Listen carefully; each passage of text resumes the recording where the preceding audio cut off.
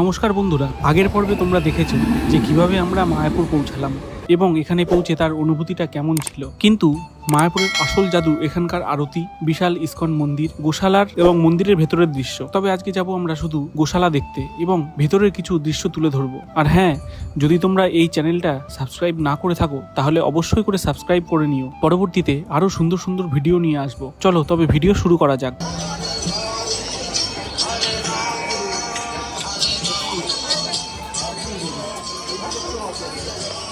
এখন আমরা যাচ্ছি গোশালার পথে। আজকে ভিডিওতে শুধু গোশালাতেই যাব। যারা মন্দিরে যাবে তাদের হচ্ছে বিনামূল্যে জুতো রাখার জায়গা, আর এটা হচ্ছে ক্যামেরা, ব্যাগ, মোবাইল এইসবের জন্য এটা জমা দিয়ে যেতে হবে ভেতরে মন্দিরে। এখানে আবার মেলা বসেছে।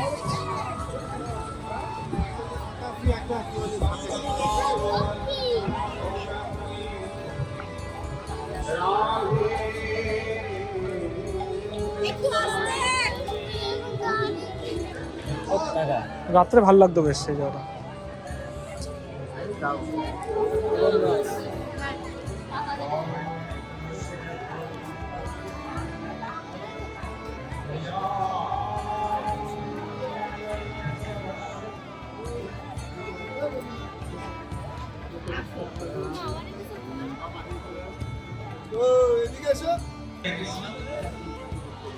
সবাই এইদিকে সোজা হয়ে বসুন, আমাদের অনুষ্ঠান শুরু হচ্ছে। আপনারা দয়া করে এইদিকে মুখ করুন আর চেয়ারগুলো একটু সোজা করুন। আর এদিকে অবস্থা দেখো, দেখো সব ফুল গাছের ভেতরে ঢুকে গেছে ছবি তুলতে। ফুল বাগানের ভেতরে পুরো ঢুকে গেছে। চারপাশের শান্ত পরিবেশ, সাধু ভক্তদের আনাগোনা আর মাঝে মাঝেই ভেসে আসা হরে কৃষ্ণ নাম, সব মিলিয়ে মনটা জাস্ট ভালো হয়ে যায়। আমরা এখন যাচ্ছি অন্নদান কক্ষের সামনে দিয়ে। বাদিকে এই লোকগুলো লাইনে দাঁড়িয়ে আছে অন্নদান কক্ষে প্রসাদ খাবে বলে, তবে এর জন্য টিকিট কেটে যেতে হবে। মায়াপুর মন্দিরের ক্যাম্পাসের মূল মন্দির থেকে গোশালার দূরত্ব কিন্তু খুব বেশি নয়, হেঁটে 10 থেকে 15 মিনিট মতো সময় লাগে। গোশালা যাওয়ার পথে ইস্কন মন্দিরটা দেখো। চলো আমরা চলে এসেছি মায়াপুরের বিখ্যাত গোশালায়। চলে এসেছি গোশালা। ভেতরে ঢোকার সাথে সাথেই কেমন একটা গ্রাম্য এবং পবিত্র পরিবেশ। সামনে এই সিঁড়িতে ওঠার আগে ডান দিকের দোকান থেকে তোমরা চাইলে গোশালার ঘি, মিষ্টি, পনির ইত্যাদি কিনতে পারো। এখানে ছোট ছোট বাছুর থেকে শুরু করে বিশাল আকারের ষাঁড় সবাই কত শান্তিতে আছে। ইস্কনের এই গোশালায় গরুদের অত্যন্ত যত্ন সহকারে রাখা হয়, ঠিক যেমনটা শাস্ত্রে বলা আছে।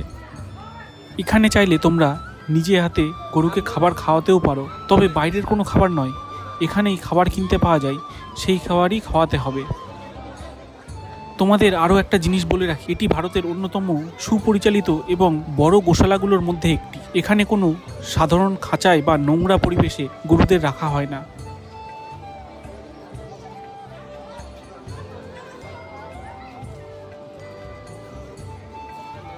এদের থাকার জন্য রয়েছে বিশাল বড় বড় টিনের শেড, যেখানে পর্যাপ্ত আলো বাতাস আর ঘুরে বেড়ানোর মতো বড় জায়গা সবই পাওয়া যায়। এখানে মূলত ভারতীয় বংশোদ্ভূত বা দেশি জাতের গরুদেরই, যেমন গির, শাহিওয়াল, থরপারকর বংশবৃদ্ধি ও রক্ষণাবেক্ষণ করা হয়। আর সবচেয়ে প্রশংসনীয় বিষয় হলো, যে গরুগুলো বয়স্ক হয়ে গেছে বা দুধ দেওয়া বন্ধ করে দিয়েছে তাদের কিন্তু ফেলে দেওয়া হয় না, তাদের জন্য আলাদা বৃদ্ধাশ্রম বা বিশেষ যত্নের ব্যবস্থা রয়েছে। এটাই হলো প্রকৃত গোসেবা।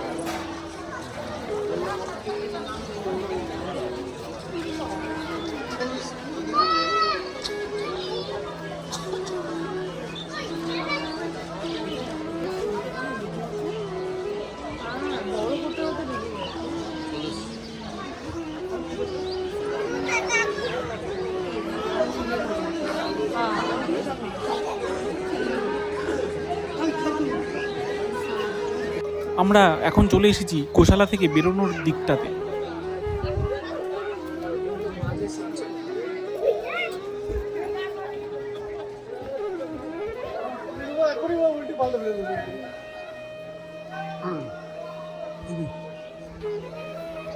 আর নির্মলদা কি শুরু করেছে দেখো একবার। ও কিন্তু জানে না যে আমি ভিডিও করছিলাম, জানলে হয়তো এই কাণ্ডটা করতো না।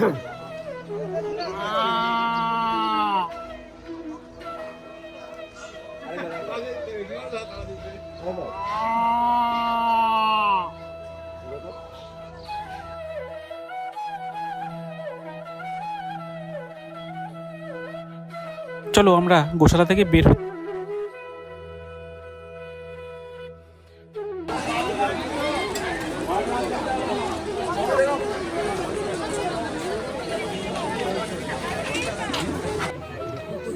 এটা হচ্ছে একটা 3D থিয়েটার। এখানে ঢুকতে হলে টিকিট কেটে ঢুকতে হয়।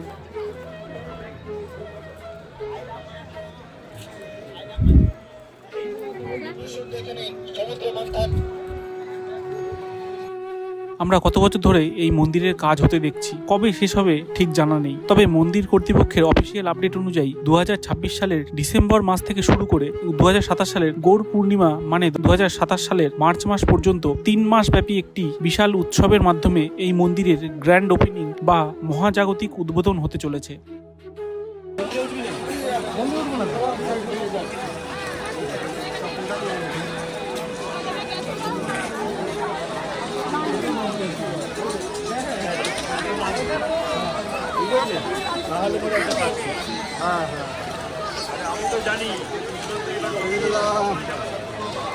দেবশ্রী দাস সুচিদার থেকে এসেছেন। দেবশ্রী দাস, আপনি সেখানে থাকুন, আমাদের সিকিউরিটি অফিসে এসে আপনার লোকের সঙ্গে দেখা করুন।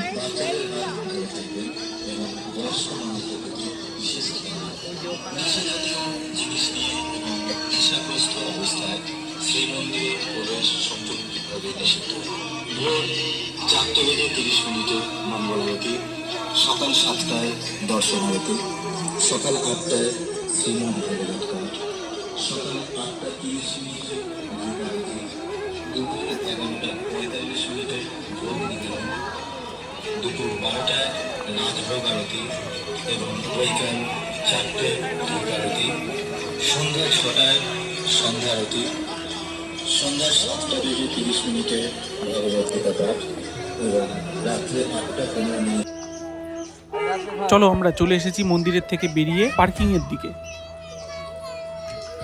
হয়ে গেছে মন্দির ঘোরা, এখন যাচ্ছি বাইক পার্কিং এর কাছে। খুবই শর্ট টাইমে এসেছি, তা যতটা যা পেরেছি দেখিয়েছি।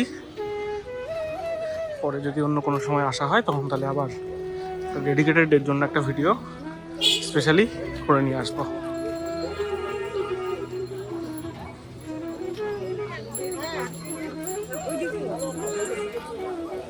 তো চলো ভিডিওটা স্টপ করছি। আজকের মতো ভিডিওটা এখানেই শেষ।